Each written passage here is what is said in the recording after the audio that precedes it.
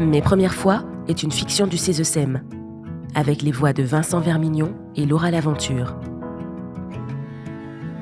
Épisode 4, un autre regard. Ah, tu es malentendante. Ah ben je comprends mieux. Ah bon, tu comprends mieux ? Ça se voit tant que ça ? Disons que j'ai vu apparaître une tarte, 30 minutes se sont transformées en 3 minutes, et là, Christ pour couronner le tout. Je me suis posé des questions. Tête en l'air ? Bon, oui, j'avoue, aujourd'hui, je n'ai pas mis mes appareils. On a eu un monde de fou hier, je me suis tapé un de ces mal de tête, donc je fais une pause. Ah, ok, je vois, mais tu parais jeune, des appareils aussitôt ? Bah, y a pas d'âge pour les handicaps, je crois. Pas faux, d'ailleurs, désolé, j'étais un peu sec, mais Anna m'a déstabilisé. Anna ? Oui, la mystérieuse qui est venue est partie. Aïe. Bon, tu sais ce qu'on dit ? Après la pluie, Le beau temps. Exact, faut positiver, c'est que ce n'était pas la bonne. Faut mieux que tu le saches tôt, comme ça, pas de mauvaise surprise. Oui, c'est ce que je me suis dit.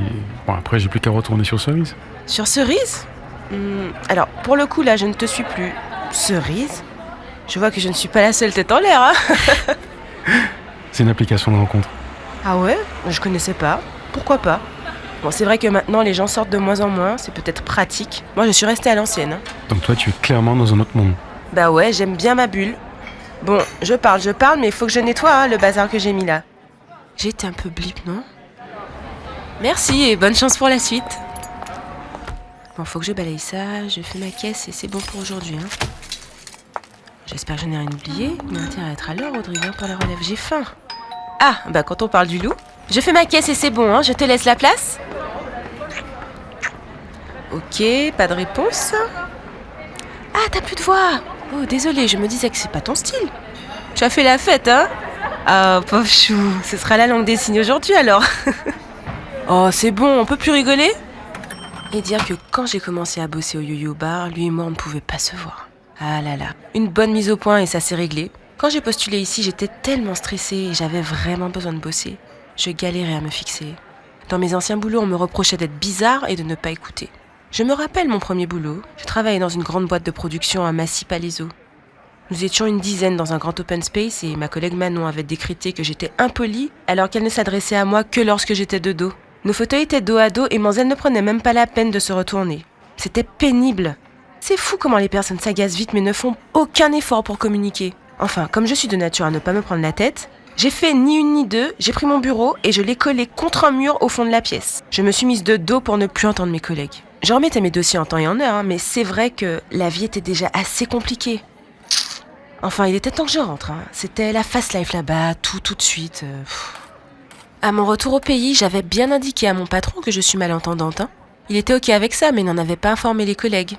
Les quiproquos que nous n'avons pas eus. Rodrigue pensait vraiment que je faisais exprès de ne pas l'écouter ou de ne pas répondre. Surtout qu'à l'époque, les réglages de mes prothèses auditives n'étaient pas encore top. Enfin, ça fait 5 ans que je bosse ici et dans l'ensemble, ça va. On a mis les choses au clair. Ça demande un petit effort à tout le monde de me parler bien en face et d'articuler pour fluidifier nos conversations. Et surtout ma compréhension. En vrai, ils jouent tous le jeu et franchement, ça va, c'est top.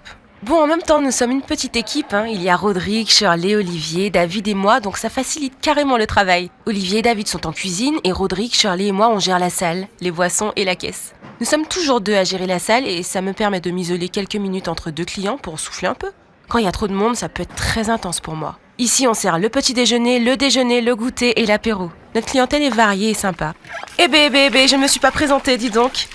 Moi, c'est Keira, j'ai 40 ans et je suis née avec une légère surdité congénitale. Cela n'a pas été décelé tout de suite. J'ai commencé à ressentir vraiment une gêne à l'âge de 18 ans. J'avais souvent des maux de tête et j'enchaînais les quiproquos avec mes amis. Je faisais mon entourage répéter 1000 fois ce qu'il disait. On m'avait surnommée Kéké tête en l'air. Les années ont passé et j'ai décidé de faire un premier test à 25 ans. Le diagnostic est tombé, mais je ne voyais pas l'intérêt de me faire appareiller à l'époque. En vrai, j'entendais bien, c'était seulement les sons aigus qui me posaient problème. Bon, les concerts aussi, bon, les soirées aussi. Bon, mais quand il y a du bruit, c'est normal, c'est toujours compliqué pour une malentendante. Bon, d'accord, j'avoue, j'étais dans le déni total.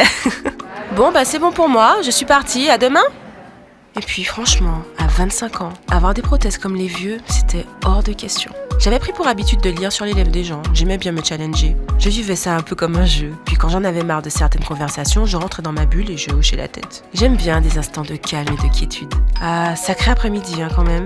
La dame au chapeau rouge, celle en combi noir. Je me demande s'il n'y avait pas un trafic dans l'air. Une qui lit son livre l'air de rien, l'autre qui arrive et ne commande rien et repart 10 minutes plus tard. Ah là là, quant à Chris, le pauvre, une roche là comme ça. Chaud. Il était touchant avec sa prothèse. Pauvre petit chat. J'ai hâte de rentrer, une douche et au lit. Ah ouais, j'en peux plus, je suis collante. Il a fait bien chaud aujourd'hui. Je prends un beau kit en face rapidement et puis je rentre. Bonsoir, un beau kit complet s'il vous plaît. Très bon choix. Oh là là, mais comment on se retrouve? Fin de service pour moi et franchement, j'ai la dalle. J'en peux plus. Ta tarte n'a pas suffi? Mais c'est surtout que je n'ai pas envie de cuisiner. Envie d'un réconfort, un bon beau kit. Ça fera l'affaire. Ah mais tu as bien raison, je n'ai qu'une envie, c'est de m'affaler et de manger. On se pose là-bas le temps de récupérer nos commandes? Ouais, pourquoi pas. Je suis restée sur ma faim entre ton appli, Cerise là et Anna. En Martinique, l'emploi des personnes handicapées présente des écarts significatifs par rapport à la France hexagonale. En 2021, seulement 630 entreprises employaient 972 travailleurs handicapés, pour un taux d'emploi direct de 1,8%, taux nettement inférieur aux 3,5% observés sur le reste du territoire français. De plus, près de la moitié des entreprises martiniquaises n'emploient aucun travailleur handicapé, malgré une obligation légale de 6%.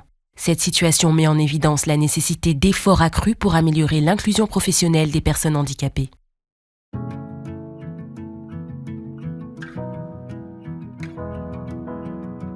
Mes premières fois est une fiction du CESEM. Elle a été produite par Temps Audio. Écriture et réalisation Sarah Fromager. Prise de son Jean-Pierre Bulot.